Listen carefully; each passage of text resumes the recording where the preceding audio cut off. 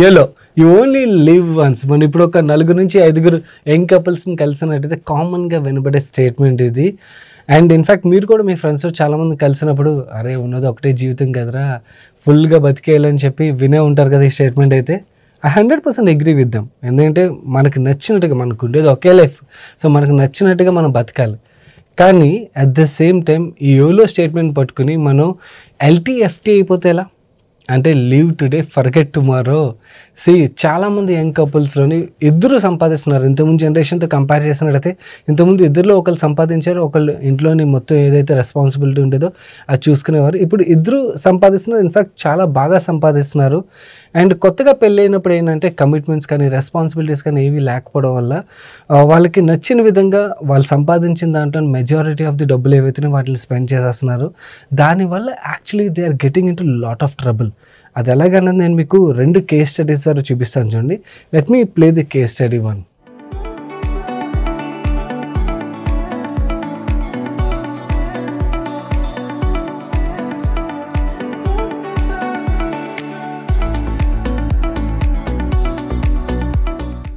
నమస్తే, వెల్కమ్.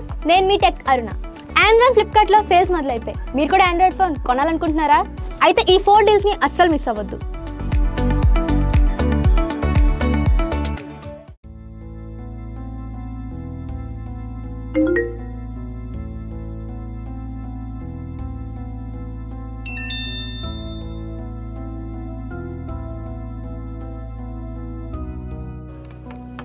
సరే మరి నేను బిల్లు కట్టేసి వస్తా. బిల్ ఎంత? Just 3,500 rupees only sir.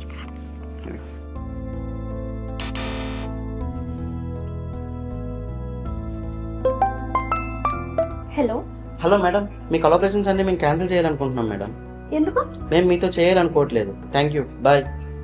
అయ్యో అంత అయిపోయింది. రే బిర్యానీ తిందా రారా? నాకు ఇంట్రెస్ట్ లేరా, మీరు వెళ్ళండి. Owner call చేస్తున్నారేంటి? బాబు ఏమవుతుంది? రెంట్ కట్టగా 2 months అవుతుంది. నువ్వు నీ వైఫ్ ఇద్దరూ సంపాదిస్తారు కదా, అయినా రెంట్ కడతాను ఏంటికి మీకు ఇబ్బంది? అలా కాదండి, ఈ మంత్ ఎండింగ్లో ఖచ్చితంగా నేను కట్టేసి. ఎన్ని మాటలు చెప్తారు బాబు, ఇవన్నీ నాకు చెప్పకు. కడితే ఉండు, లేతే పో, అంతే. ఈ కేసు ఏదైతే చూసామో ఇద్దరు బాగానే సంపాదించారు, కానీ ఫ్యూచర్లో వచ్చే ఫైనాన్షియల్ ట్రబుల్ ఏదైతే ఉన్నదో దానికి ప్రిపేర్డ్గా లేకపోవడం వల్ల వాళ్ళు ఇబ్బందులు పడాల్సి వచ్చింది. నువ్వు అందరూ ఇలాంటి ప్రాబ్లం ఫేస్ చేస్తారంటే అందరూ ఇలాంటి ప్రాబ్లం ఫేస్ చేయాలని లేదు. కాకపోతే మన ఫ్యూచర్ని ప్రిడిక్ట్ చేయలేం కాబట్టి మన ఫ్యూచర్ రిలేటెడ్గా కూడా ఆలోచించడం చాలా ఇంపార్టెంట్. అండ్ మనం ప్రెజెంట్ మనకు నచ్చిన విధంగా బతకడం ఎంతైతే ఇంపార్టెంటో మన ఫ్యూచర్ని ప్రొటెక్ట్ చేసుకోవడం కూడా అంతే ఇంపార్టెంట్.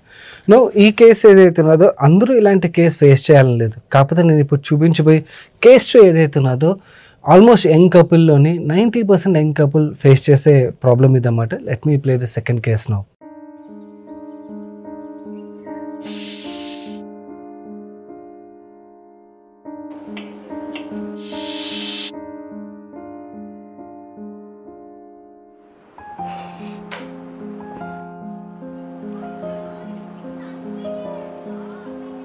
నేను జాబ్ చేసినా బాగున్నా.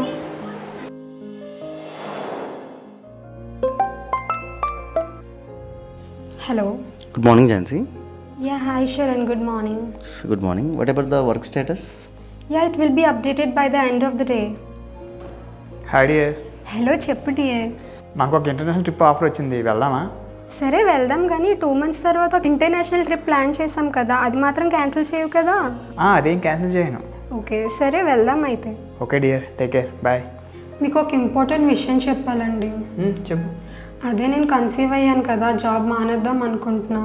ఓకే మాని, దాన్నే ఉంది. కానీ మన ఎక్స్పెన్సెస్ చాలా ఎక్కువ ఉన్నాయి కదా, ఎలా మేనేజ్ చేస్తామని నాకు కొంచెం భయంగా ఉందండి. నా జాబ్ ఉంది కదా, నేను చూసుకుంటాలే, ఏం భయపడక.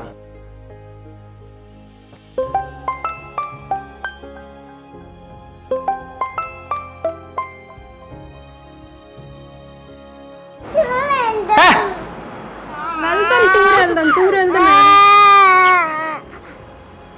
ఈ బిల్లు ఏందో, ఈ కార్డులు ఏంటో, ఈ జీవితం ఏంటో. ఈ సెకండ్ కేసు ఏదైతేనో దీనికి మనలో చాలామంది రిలేట్ అవుతుంది. ఎందుకంటే మనం కానీ మన చుట్టుపక్కల ఉన్న వాళ్ళ ఫ్రెండ్స్ ఆర్ ఫ్యామిలీ ఎవరో ఒకరు ఇలాంటి సిచ్యువేషన్ అయితే ఫేస్ చేసి ఉంటారు కదా. సో ఇద్దరు ఎర్న్ చేసినప్పుడు ఏమవుతుందంటే ఇన్కమ్ లెవెల్ బాగుంటుంది, ఖర్చులు కూడా తక్కువగా ఉంటాయి కాబట్టి ఆటోమేటిక్గా లైఫ్ స్టైల్ అన్నది పెరిగిపోతూ ఉంటుంది. అండ్ ఒక్కసారి లైఫ్ స్టైల్ పెరిగిపోయిన తర్వాత దాన్ని తగ్గించడం చాలా కష్టం అవుతుంది.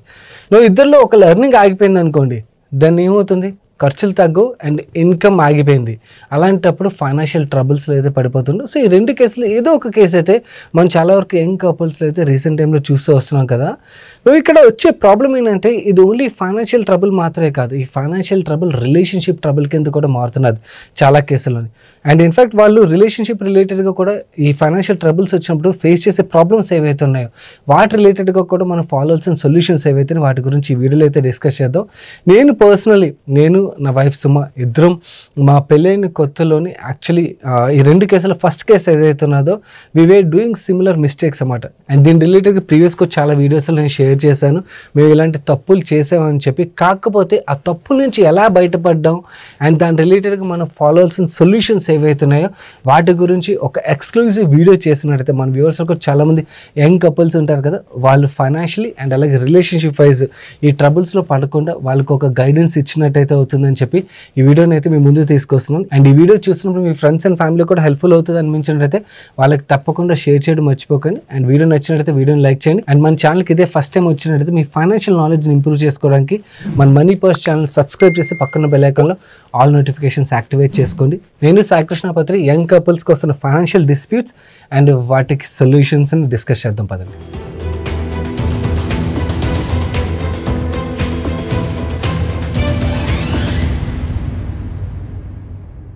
మీరు ఒక విషయం అబ్జర్వ్ చేసినట్టయితే ఏ ఇంట్లో అయినా కూడా ఫైనాన్షియల్ ఇష్యూస్ ఎప్పుడైతే మొదలవుతాయో దాని తర్వాత అవి పర్సనల్ ఇష్యూస్గా మారిపోతుంటాయి. అదే యంగ్ కపుల్ విషయంకి వచ్చేసరికి వీళ్ళ ఫైనాన్షియల్ ఇష్యూస్ నుంచి ఫైనాన్షియల్ డిస్ప్యూట్స్గా మారుతాయి. అంటే నువ్వు ఎక్కువ ఖర్చు చేసావని, లేదా నువ్వు ఎక్కువ ఖర్చు చేసావని, లేదా నువ్వు సరిగ్గా సంపాదించట్లేదని ఇలా ఫైనాన్షియల్ డిస్ప్యూట్స్గా మారి దాని తర్వాత పర్సనల్ డిస్ప్యూట్స్గా మారిపోతుంటాయి. ఈ ఫైనాన్షియల్ ఇష్యూస్ ఏవైతున్నాయి ఈ పర్సనల్ డిస్ప్యూట్స్గా మారకుండా ఉండాలంటే మన ముందు కొన్ని సొల్యూషన్స్ ఉన్నాయి. ఆ సొల్యూషన్స్ గురించి ముందుగా మాట్లాడుకుందాం. అందులో ఫస్ట్ సొల్యూషన్ జూమ్ అవుట్. ఈ జూమ్ అవుట్ సొల్యూషన్ ఏంటంటే మీకు ప్రాక్టికల్ టర్మ్స్లో ఎక్స్ప్లెయిన్ చేయడానికి ప్రయత్నిస్తాను. మీలో చాలామంది మేజ్ గేమ్ ఆడి ఉంటారు కదా, మీకు ఇప్పుడు స్క్రీన్ మీద చూపిస్తున్నాను కదా. ఈ మేజ్ గేమ్ ఏంటంటే మనం ఎంటర్ అయ్యేటప్పుడు అంతా బాగానే ఉంటుంది, చాలా ఎక్సైటింగ్ ఉంటుంది. ఎందుకంటే ఎండ్కి మనం ఒకటి అచీవ్ చేస్తామని చెప్పి మీరు ఈజీగా అంటే రూట్ మొత్తం మ్యాప్ చేసుకుని బయటకు వచ్చేయగలిగారు అనుకోండి, బాగానే ఉంటుంది. కానీ ఎక్కడైనా కూడా మీరు దారి తప్పినట్టయితే చాలా ఇబ్బంది పడతారు అండ్ చాలా ఫ్రస్ట్రేషన్ వచ్చేస్తుంది. ఫ్రస్ట్రేషన్తో మనం ఇంకా రాంగ్ డెసిషన్సే తీసుకుంటాం. సో అందుకని ఆల్వేస్ మనం ఎప్పుడైనా కూడా ఆ మేజ్ గేమ్లో ఉన్నప్పుడు ఏమవుతుందంటే మనకి సొల్యూషన్స్ అనేవి కనబడడం కష్టం అవుతుంది. అదే మీరు జూమ్ అవుట్ చేశారనుకోండి, పైనుంచి చేస్తున్నట్టయితే చాలా ఈజీగా అనిపిస్తుంది, అరే ఇక్కడ స్టార్ట్ అయితే ఇక్కడ ఎండ్ అయిపోవచ్చు కదా అని. అవునా? అలాగే మన దగ్గర ఇష్యూస్ ఉన్నాయి అండ్ మన ఫైనాన్షియల్ ఇష్యూస్లో ఆల్రెడీ ఉన్నాం అనుకోండి, మనం తీసుకోవాల్సిన ఫస్ట్ స్టెప్ ఏంటంటే జూమ్ అవుట్ చేసి ఆ ఇష్యూస్ని చూడడం. అంటే మీరు ఇప్పుడు ఫేస్ చేసిన ఇష్యూస్ ఏవైతున్నాయో అవన్నిటిని ఒకేసారి మనం సాల్వ్ చేసేద్దాం చూసినట్టయితే సాల్వ్ అవ్వవు. దాన్ని కొంచెం ఒక లాంగ్ టర్మ్ పిక్చర్లో మనం చూడాల్సి ఉంటుంది. అండ్ ఈ ప్రాబ్లమ్ని చిన్న చిన్న ప్రాబ్లమ్స్కి డైసెక్ట్ చేసినట్టయితే దాని రిలేటెడ్గా మనకు సొల్యూషన్స్ అయితే కనబడతాయి. అండ్ మనం ఎప్పుడైతే ఒక్కొక్క ప్రాబ్లమ్ని సాల్వ్ చేసుకుంటూ వెళ్తాం ఒక సెన్స్ ఆఫ్ అచీవ్మెంట్ అంటూ వస్తుందన్నమాట. అది ఎలాగంటే మీకు ప్రాక్టికల్ టర్మ్స్లో ఎగ్జాంపుల్ ద్వారా చెప్పాలంటే, మీరు ఒక గుడికి వెళ్ళారు, ఆ గుడికి వెళ్ళాలంటే మీరు 1000 మెట్లు ఎక్కాలనుకోండి. ఫస్ట్ మెట్టు దగ్గర చూసినట్టయితే 1000 మెట్లు ఎక్కాలి కదా అని చెప్పి చాలా ఇబ్బందిగా అనిపిస్తుంది. అదే మనం దాన్ని డైసెక్ట్ చేసుకుని ఒక 100 మెట్ల దగ్గర మనకు ఒక చిన్న గుడి ఉన్నది, ఓకే అది చూసుకున్నాం. దాని తర్వాత ఇంకో 100 మెట్ల దగ్గర ఇంకో చిన్న గుడి ఉన్నది, అది చూసుకుని ఇలా వెళ్తున్నాం అనుకోండి. ఈచ్ టైం మనం ఇంకొక చిన్న చిన్న గుడిని చూసుకుంటూ వెళ్తున్నప్పుడల్లా కూడా మనకు ఒక సెన్స్ ఆఫ్ అచీవ్మెంట్ వస్తుంది. అండ్ దాని తర్వాత ఒక 600-700 మెట్లు దాటిన తర్వాత మనకి ఇంకా ఇష్యూస్ని ఈజీగా సాల్వ్ చేయగలం అని చెప్పి ఒక కాన్ఫిడెన్స్ అయితే క్రియేట్ అయిపోతుంది.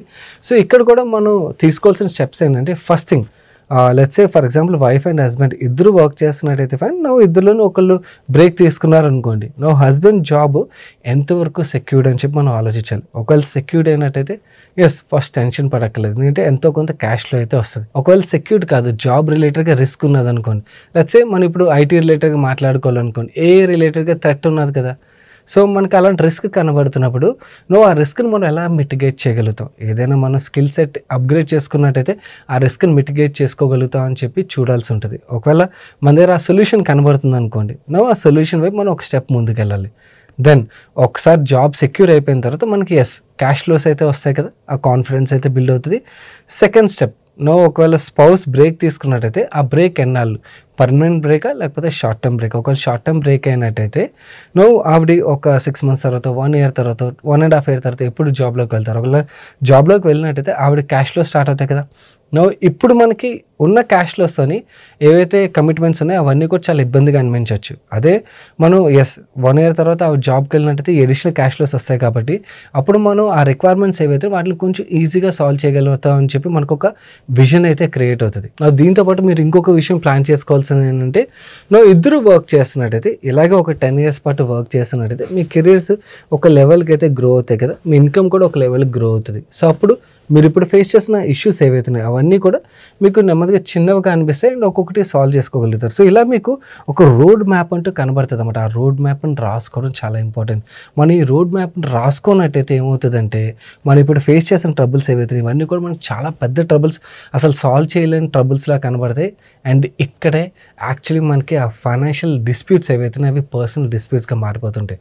సో ఇద్దరూ కలిసి చేయాల్సిన ఫస్ట్ టాస్క్ ఏంటంటే ఈ రోడ్ మ్యాప్ని రాసుకోవాలి. నెక్స్ట్ 10 years పాటు మన ఇద్దరు లైఫ్ జర్నీ ఎలా మూవ్ అవబోతుంది, దాని ప్రకారం మనం ప్లాన్ చేసుకున్నట్టయితే ఏమవుతుందంటే, ఆ ప్లాన్ ఎప్పుడైతే మనం ఇంప్లిమెంట్ చేస్తుంటామో అప్పుడు ఒక సెన్స్ ఆఫ్ అచీవ్మెంట్ వస్తుంది అండ్ అలాగే ఒక కాన్ఫిడెన్స్ బిల్డ్ అవుతుంది అండ్ ఇష్యూస్ నుంచి కూడా నెమ్మదిగా బయటపడగలుగుతారు. ది సెకండ్ సొల్యూషన్, ఇది చాలా చాలా ఇంపార్టెంట్. ఎందుకంటే మెజారిటీ ఆఫ్ ది ఎక్స్పర్ట్స్ ఏం చెప్తారంటే, యంగ్ కపుల్లోని యాక్చువల్లీ ఫైనాన్షియల్ డిస్ప్యూట్ నుంచి పర్సనల్ డిస్ప్యూట్కి కన్వర్ట్ అయ్యేది ఇక్కడే వాళ్ళు చెప్తారన్నమాట. ఇద్దరు ఎర్న్ చేసినప్పుడు అంతా బాగానే ఉంటుంది. ఇద్దరులో ఒకళ్ళు జాబ్ క్విట్ చేస్తారు, ఓకే, ఇద్దరు క్విట్ చేసేటప్పుడు వాళ్ళు ఒకళ్ళు క్విట్ చేస్తే సరిపోద్దని వాళ్ళు కలెక్టివ్గా తీసుకున్న స్టెప్ అయి ఉంటుంది.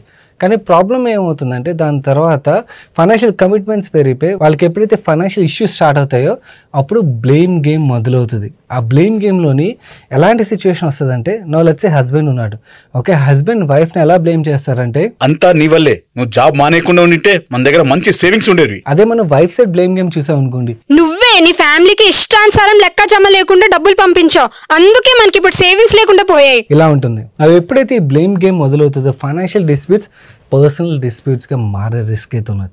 మనకి ఈ రిస్క్ అయితే ఉన్నదని తెలుసు కదా. సో అందుకని ఎప్పుడైతే ఇద్దరు ఎర్న్ చేస్తున్నారో ఇద్దరులోనూ ఒకళ్ళు జాబ్ క్విట్ చేయాల్సిన ఆర్ బ్రేక్ తీసుకోవాల్సిన టైం వచ్చిందనుకోండి, బ్రేక్ బ్లైండ్గా తీసేసుకునే కన్నా కూడా ముందుగా మనం ప్లాన్ చేసుకోవడం చాలా ఇంపార్టెంట్.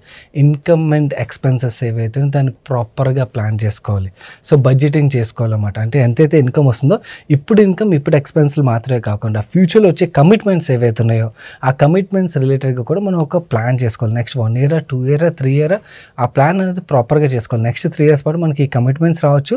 సో అప్పుడు మన ఇన్కమ్ ఇలా ఉన్నట్టయితే మన ఎక్స్పెన్స్లకి సరిపోతుందా లేదా, ఒకవేళ సరిపోతుందంటే ప్రాబ్లం లేదు, ఒకవేళ సరిపోని పక్షంలోనే మనకి ప్రాబ్లం వచ్చే ఆస్కారం ఉన్నది. Let's say for example commitments next 1 year తర్వాత 1.5 year తర్వాత యాడ్ అవుతాయి. అప్పుడు మీ ఇన్కమ్కి ఎక్స్పెన్స్కి మ్యాచ్ అవ్వట్లేదు అనుకోండి, అదర్ పార్ట్నర్ ఎవరైతే ఉన్నారో వాళ్ళు ఎప్పుడు జాబ్కి మళ్ళీ వెళ్ళాలి, దాని రిలేటెడ్గా కూడా ప్రాపర్గా ముందుగానే ప్లాన్ చేసుకున్నట్టయితే ఈ డిస్ప్యూట్స్ రాకుండా ఉంటుంది.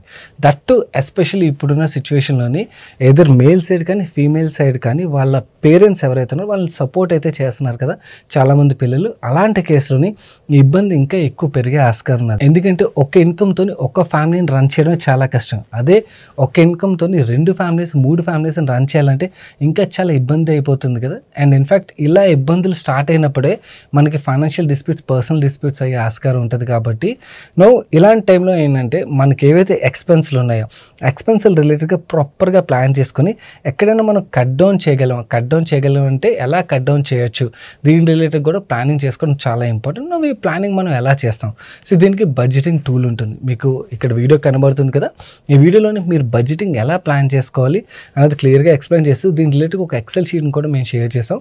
సో ఎక్సెల్ షీట్లో మీరు చేయాల్సిన పని ఏమీ లేదు. మీరు మీ ఇన్కమ్ ఏదైతే ఉన్నదో ఆ ఇన్కమ్ మీకు ఇప్పుడు అవుతున్న ఖర్చులు ఏవైతున్నాయో ఆ ఖర్చులు రిలేటెడ్గా మీరు నెంబర్స్ అన్ని కూడా ఇన్పుట్ చేశారనుకోండి, మీకు ఆ షీటే చూపించేస్తుంది మీ ఇన్కమ్ బట్టి మీరు ఎక్కడ ఎక్సెస్గా ఖర్చు చేస్తున్నారు, ఎక్కడ కట్ చేస్తే బాగుంటుందని చెప్పి. సో అక్కడ మీరు ఆ ఎక్స్పెన్స్లు కట్ చేయడానికి ప్రాపర్గా ప్లాన్ చేసుకున్నారు ఉన్నారనుకోండి, ఈ డిస్ప్యూట్ నుంచి బయటపడగలుగుతారు. అండ్ నెక్స్ట్ ఇంకొక రకమైన డిస్ప్యూట్ ఎక్కడ స్టార్ట్ అవుతుందంటే, let's say for example majorly ఇద్దరిలో ఒకళ్ళు జాబ్ రిలేటెడ్గా బ్రేక్ ఎక్కువగా తీసుకునే ఆస్కారం ఎక్కడ ఉన్నది. మనం సెకండ్ కేస్ స్టడీ చూసాం చూడండి, ఎప్పుడైతే కన్సీవ్ అవుతారో ఆ కేసుల్లోనే బ్రేక్ తీసుకునే ఆస్కారాలు ఎక్కువగా ఉంటాయి. కాబట్టి పిల్లలు పుట్టిన తర్వాత ఏమవుతుందంటే, పిల్లలు పుట్టినప్పుడు అంతా బాగానే ఉంటుంది. ఎందుకంటే పిల్లలు రిలేటెడ్గా మనం విచ్చలవిడిగా ఖర్చులు చేసేస్తాం, అప్పులు చేసేస్తాం. సో అప్పులు చేసిన తర్వాత ప్రాబ్లం ఏమవుతుందంటే, దాన్ని ఈఎంఐ రిలేటెడ్గా మన కమిట్మెంట్స్ పెరిగిపోతాయి. సో పిల్లలు పుట్టగానే ఓకే వాళ్ళ రిలేటెడ్గా మనం ఏవైతే స్పెండ్ చేస్తాం వాటి రిలేటెడ్గా కూడా ప్రాపర్గా మనం ప్లాన్ చేసుకోవడం చాలా ఇంపార్టెంట్. జాబ్ క్విట్ చేయకముందే వాళ్ళకి ఏవైతే సెలబ్రేషన్స్ రిలేటెడ్గా మీరు ఆలోచిస్తారో దానికి ఎంతైతే లిమిట్స్ ఉన్నాయో వాటి రిలేటెడ్గా కూడా ఫండింగ్ రిలేటెడ్గా ఒక క్లారిటీతో ఉండడం బెటర్. ఎందుకంటే తెలియకుండా మీరు అన్ప్లాన్డ్ ఎక్స్పెన్సులు చేశారనుకోండి, చాలామంది వాళ్ళు ఒక పార్టీ రిలేటెడ్గా ఒక ఫంక్షన్ రిలేటెడ్గా స్టార్ట్ చేసే ముందు ఒక 50,000తో 1,00,000 రూపాయలతో స్టార్ట్ చేయాలనుకుంటారు. కానీ ఎండ్ చూస్తారు కదా 5 లక్షలు 6 లక్షలు పెరిగిపోద్ది. అవునా? ఇది ప్రాక్టికల్లీ అందరి ఫ్యామిలీలో మనం చూస్తూనే ఉంటాం కదా. సో ఇలాంటి సినారియోస్లో ఏమవుతుందంటే మనకి ఈఎంఐ బర్డెన్ అన్నది యాడ్ అయిపోతుంది. ఆ ఈఎంఐ బర్డెన్ ఏదైతే ఉందో అన్ప్లాన్డ్ ఈఎంఐ కదా, దీనివల్ల ఏమవుతుందంటే మన ఇన్కమ్ ఎక్స్పెన్సెస్ మిస్ మ్యాచ్ అనేది పెరిగిపోతుంది. ఈ మిస్ మ్యాచ్తోనే యాక్చువల్లీ అన్ని ట్రబుల్స్ మొదలవుతాయి. సో అందు గురించి అది ఖర్చులు రిలేటెడ్గా మాత్రమే కాకుండా పిల్లల భవిష్యత్తు రిలేటెడ్గా కూడా ఇన్ఫ్యాక్ట్ ఒక 1 year 1.5 year పిల్లలు పుట్టిన తర్వాత ఎలాంటి క్వశ్చన్స్ స్టార్ట్ అవుతాయంటే, పిల్లల రిలేటెడ్గా ఏమైనా సేవ్ చేసామా, సేవ్ చేయనట్టయితే అసలు ఏమీ చేయలేదు అనే క్వశ్చన్స్ స్టార్ట్ అవుతాయి. కాబట్టి వాళ్ళకి ఏమైనా సేవ్ చేయాలంటే జాబ్ క్విట్ చేసే ముందు దాని రిలేటెడ్గా ప్రాపర్గా ప్లాన్ చేసుకోవడం is very very important. So ఇవన్నీ చేయాలంటే ఏంటి, మీ ఇద్దరు ఇన్కమ్ ఎప్పుడైతే బాగా సంపాదిస్తుంటారో, జాబ్ వచ్చింది పెళ్ళి అయింది కదా అని చెప్పి ఇద్దరు ఇన్కమ్ బాగుంది కదా అని చెప్పి మొత్తం ఇన్కమ్ మనం ఖర్చు చేసేసే ఎలిజిబిలిటీ ఉన్నదంటే నో. ఎందుకంటే ఫ్యూచర్లో ఈ కమిట్మెంట్స్ అన్నీ వస్తే ఇలాంటి సిచ్యువేషన్స్ అన్నీ ఫేస్ చేస్తాం. కాబట్టి ముందుగానే ప్రాపర్గా ప్లాన్ చేసుకోవడం అనేది చాలా చాలా important. Now the last and most important point, in fact అన్ని సమస్యలకి మూల కారణం ఇదే, పియర్ కంపారిజన్. సో మనం జాబ్ క్విట్ చేసే టైంలో మన క్యాలిక్యులేషన్ వేరేగా ఉంటాయి. క్విట్ చేసిన తర్వాత మధ్యలో ఎక్కడో మన రిలేటివ్లో ఎవరో ఇల్లు కొన్నారనో, కార్ కొన్నారనో, లేకపోతే వాళ్ళ పిల్లలు ఒక బర్త్డే సెలబ్రేషన్స్ ఇంత గ్రాండ్ లెవెల్లో చేశారనో, లేదా వాళ్ళు హాలిడేకి వెళ్తున్నారనో, ఈ పియర్ కంపారిజన్ ఏదైతే ఉన్నదో ఈ కంపారిజన్ కొంతవరకు గుడ్. బట్ ఆ కంపారిజన్ యాక్చువల్లీ ఏ లెవెల్కి వెళ్ళిపోద్ది అంటే, మనకి ఇప్పుడున్న పీస్ ఏదైతే ఉన్నదో ఆ మనశ్శాంతిని కోల్పోయే స్టేజ్కి తీసుకెళ్ళడం మాత్రమే కాకుండా ఫ్యామిలీలో కూడా చాలా డిస్ప్యూట్స్ క్రియేట్ చేస్తుంది అన్నమాట. సో అందు గురించి ఈ పియర్ కంపారిజన్లోకి వెళ్ళి పుల్లిని చూసి నక్క వాత పెట్టుకున్నది అన్న సామెత ఏదైతే ఉంటుందో అలా కాకుండా మన పర్సనల్ ఇన్కమ్ లెవెల్ ఏదైతే ఉందో దాని ఆధారంగా మనం ఏ లెవెల్లో సెలబ్రేట్ చేసుకోవాలో ఫ్యామిలీలోని ఆ లెవెల్లో సెలబ్రేట్ చేసుకోగలిగినట్టయితే ఫ్యూచర్లో ఇబ్బంది పడకుండా అయితే ఉంటాం. సో ఈ పియర్ కంపారిజన్ రిలేటెడ్ రిస్క్ని కూడా దృష్టిలో అయితే పెట్టుకోండి. అండ్ కమింగ్ టు నా పర్సనల్ లైఫ్ విషయంకి వచ్చేసి, నేను పర్సనల్లీ ఇలాంటి ఇష్యూస్ ఫేస్ చేసి వాటి నుంచి ఎలా బయటపడ్డామని మీకు చెప్తా అన్నాను కదా. బేసికలీ మీకు చెప్పాను కదా, కేస్ 1 ఏదైతే ఉన్నదో అలాగే ఇద్దరం పెళ్ళైన తర్వాత ఇష్టం వచ్చినట్టుగా ఖర్చు చేసేస్తుండేవాళ్ళం. దాని తర్వాత ఎప్పుడైతే నాది జాబ్ ట్రాన్స్ఫర్ అయిందో, జాబ్ ట్రాన్స్ఫర్ అయినప్పుడు దాని రిలేటెడ్ నా దగ్గర సరిపడా డబ్బులు లేకపోయేసరికి నేను ఎప్పుడైతే అప్పు చేయాల్సిన పరిస్థితి వచ్చిందో, అప్పుడు నా ఇన్కమ్ లెవెల్ అంతా బాగున్నా కూడా ఆ సిచ్యువేషన్ వచ్చేసరికి నాకు అర్థమైంది నేను చేస్తున్న తప్పు ఏంటన్నది. సో అక్కడి నుంచి మా సేవింగ్స్ అయితే, అంటే ఇన్కమ్ కన్నా ఖర్చులు తక్కువగా పెడదామని ప్లాన్ చేసి సేవింగ్స్ అన్నవి అయితే మొదలుపెట్టాం. సో మా ఇన్కమ్ స్టార్ట్ అవగానే ఇమీడియట్గా 1st తారీఖుకి సేవింగ్ కట్ అయిపోవాలని చెప్పి ఫస్ట్ ఎస్ఐపీలు అయితే స్టార్ట్ చేసాం. దానివల్ల ఏదైతే మిగిలిన డబ్బులు ఉన్నాయో వాటిలోనే ఖర్చు పెట్టడం అయితే మొదలుపెట్టాం. ఇలా కొన్నాళ్ళు గడిచిన తర్వాత నేను యాక్చువల్ జాబ్ మానేసి ఎప్పుడైతే నా ప్రాక్టీస్ స్టార్ట్ చేద్దాం అనుకున్నానో, సో నేను ఇద్దరిని, సుమాని నా కూతురు జోష్ ఇద్దరిని కూర్చోబెట్టి వాళ్ళు క్లియర్లీ ఎక్స్ప్లెయిన్ చేశాను. ఓకే మనం ఇలా వెళ్ళాలనుకున్నాం, సో నేను నా ప్రాక్టీస్ స్టార్ట్ చేయాలనుకున్నాను. సో మన సేవింగ్స్ని ఇంకొంచెం ఎక్కువగా పెంచాలి. సో మన ఖర్చులు ఏవైతే వాటిని ఇంకొంచెం తక్కువ చేయాల్సి ఉంటుంది. అండ్ మన ఖర్చులు తక్కువ చేసినప్పుడు ఏమవుతుందంటే మన చుట్టుపక్కల ఉన్న వాళ్ళు ఇంకా మనకన్నా బెటర్గా ఉన్నట్టుగా కనబడుతుంది. సో ఆ టైంలో మనకు ఆ పియర్ ప్రెషర్ స్టార్ట్ అయ్యే ఆస్కారం ఉన్నది. సో మన ఫ్యూచర్ రిలేటెడ్గా మనం ఈ జాబ్లో ఉండేదానికన్నా కూడా నేను ఆ ప్రాక్టీస్ స్టార్ట్ చేసి బిజినెస్ స్టార్ట్ చేసినట్టయితే ఇంకా చాలా బాగుంటుంది. సో అది బాగుండాలంటే మనం ఇప్పుడు కొన్ని స్ట్రిక్ట్ డెసిషన్స్ అయితే తీసుకోవాల్సి ఉంటుంది. మీరు దానికి రెడీనా అని చెప్పి వాళ్ళని అడిగినప్పుడు వాళ్ళు ఎప్పుడైతే అగ్రీ అయ్యారో దాని రిలేటెడ్గా ప్రాపర్గా ప్లాన్ చేసుకున్నాం. సో ఎప్పుడైతే ఈ కాన్వర్సేషన్ వచ్చిందో అండ్ ఈ కాన్వర్సేషన్ బట్టి మనం ఆ ప్లాన్ ఇంప్లిమెంట్ చేస్తూ వచ్చాం, దాంతో చాలా ఈజీ అయిపోయింది అన్నమాట. సో నన్ను అడిగినట్టయితే పర్సనల్లీ చాలామంది మాట్లాడరు ఫైనాన్సెస్ రిలేటెడ్గా, పర్సనల్ ఇంట్లో డిస్కస్ చేయరు. అండ్ ఫ్యూచర్ రిలేటెడ్గా కూడా ఇంట్లోనే ఆ డిస్కషన్ ఎప్పుడైతే జరుగుతుందో అక్కడే ఇబ్బంది పడతారు అన్నది నాకైతే అనిపిస్తుంది అన్నమాట. సో పర్సనల్ ఫైనాన్స్ రిలేటెడ్గా కూడా చాలామంది మెయిల్ ఏంటంటే వాళ్ళ ఓన్ సబ్జెక్ట్గానే ఉంచేసుకుంటారు. నో, అలా కాదు, ఇది ఫ్యామిలీతో డిస్కస్ చేయాల్సిన మ్యాటర్. సో ఫ్యామిలీతో మనం డిస్కస్ చేసినప్పుడు వాళ్ళ నుంచి కూడా ఆ సపోర్ట్ దొరుకుతుంది అండ్ ఇన్ఫాక్ట్ మనకు సొల్యూషన్స్ కూడా దొరుకుతాయి. సో ఇది ఇప్పుడున్న యంగ్ కపుల్లో చాలామంది తెలుసో తెలియకో ఇలాంటి ఇష్యూస్తోని వాళ్ళు యాక్చువల్లీ ఫైనాన్షియల్ డిస్ప్యూట్స్ నుంచి పర్సనల్ డిస్ప్యూట్స్ వైపు వెళ్ళిపోతున్నారు. కాబట్టి దీని రిలేటెడ్గా ఒక అవేర్నెస్ క్రియేట్ చేయగలిగినట్టయితే ఎంతో కొంతమందికి హెల్ప్ఫుల్ అవుతుందని ఈ వీడియోని అయితే మేము ముందుకు తీసుకొచ్చాం. ఈ video me friends and family కూడా చాలామందికి హెల్ప్ఫుల్ అవుతుంది. కాబట్టి మీరు వేరే సోషల్ మీడియా హ్యాండిల్స్లో కానీ లేకపోతే వాట్సాప్ స్టేటస్లో కానీ ఈ వీడియోని అయితే తప్పకుండా షేర్ చేయడానికి అయితే ప్రయత్నించండి. అండ్ ఇప్పటివరకు వీడియోని లైక్ చేయనైతే వీడియోని లైక్ చేస్తూ ఛానల్కి అయితే ఫస్ట్ టైం వస్తే ఛానల్ సబ్స్క్రైబ్ చేసి పక్కన బెల్ ఐకాన్లో ఆల్ నోటిఫికేషన్స్ యాక్టివేట్ చేసుకోండి. నేను సాయి కృష్ణ పత్రి మరొక మంచి వీడియోతో మీ ముందుకు వస్తాను. Till then bye bye, take care.